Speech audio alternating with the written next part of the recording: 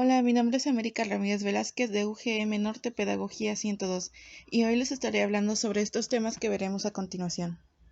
Primero empezaremos hablando sobre qué es el estructuralismo. El estructuralismo es como un método científico y no como una filosofía.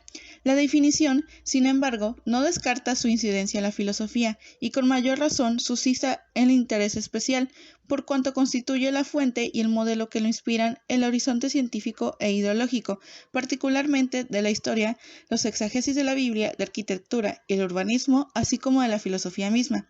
Si bien Saussure no empleó el término estructura, sino el de sistema, los conceptos utilizados por el método estructural son tomados esencialmente de la lingüística moderna como modelo de ciencia.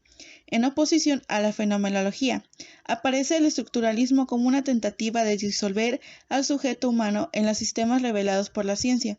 Para esta nueva corriente del pensamiento, el hombre ya no es un sujeto capaz de asumir enteramente su existencia, sino un objeto recorrido por encadenamientos inconscientes desde una perspectiva. La conciencia vivida se vuelve una falsa conciencia incapaz de fundar la ciencia.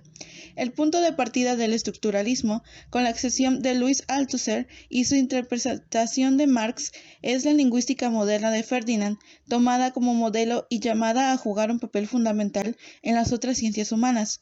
Pero, ¿qué es la fenomenología? La fenomenología está inspirada por Husserl, criticada de manera incisiva la pretensión de las ciencias humanas de entender al hombre de manera puramente objetiva, pues lo subyace a dichas ciencias es la voluntad de explicar el comportamiento tan solo a partir de causas naturales. Por consiguiente, es necesario olvidar la conciencia vivida que el hombre tiene de sí mismo y que se revela irreductiblemente al esquema empirista.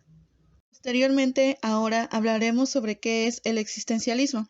Resulta difícil definirlo como una corriente filosófica, sino más bien es una postura crítica dentro de la filosofía contemporánea, es decir, la filosofía propia del siglo XX. Cuando hablamos de existencialismo, hablamos sobre crisis, la crisis del hombre del siglo XX, es decir, un hombre en medio de guerras, de luchas de clases.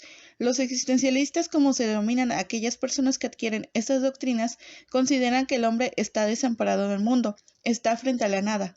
Por eso, cuando hablamos de existencialismo, hablamos de la corriente filosófica propia del siglo XX, que tiene origen desde mucho antes, una corriente que se va a hacer partida del existencialismo o la postura del mundo, y estamos definiendo el decadentismo. Esto va a ser partido del existencialismo. Se preguntarán, ¿qué es el decadentismo? Bueno, el decadentismo se define como movimiento literario ubicado a fines del siglo XIX y a principios del siglo XX. Se considera que el existencialismo es el hijo del decadentismo, ya que cuando el existencialismo comenzó a tener peso en el movimiento literario, el decadentismo empezó a desaparecer. Los principales representantes que postulan esta son Søren Kierkegaard, filósofo y teólogo danés, nacido en 1813 y fallecido en 1855. Es el autor que abre paso al pensamiento existencialista. Será en primero el postular la necesidad de que la filosofía sitúe su mirada desde el individuo. A partir del siglo XXIX podemos encontrar a Martin Hilbert, que nació en 1888, y por último tenemos a Jean-Paul Sartre, que nació en 1909. Existe una literatura existencialista dentro del siglo XX gracias a las obras de Albert. Tomando en cuenta lo anterior, nos haremos la pregunta del por qué son importantes los sistemas filosóficos contemporáneos en la filosofía de la educación. A las conclusiones de la investigación fueron: la filosofía de la educación permite la formación de ciudadanos con capacidad crítica, creativa y con una actitud ética, posibilitando al docente la adquisición de conocimientos con el fin de poder transmitirlos a sus estudiantes. Por tal motivo, el educador debe poseer capacidades intelectuales que faciliten la comprensión y el análisis, lo que encaminará al desarrollo de su pensamiento crítico y autónomo, al igual que el de sus estudiantes, ya que estas corrientes se caracterizan por la búsqueda de respuestas en una serie de inquietudes sociales, políticas y económicas.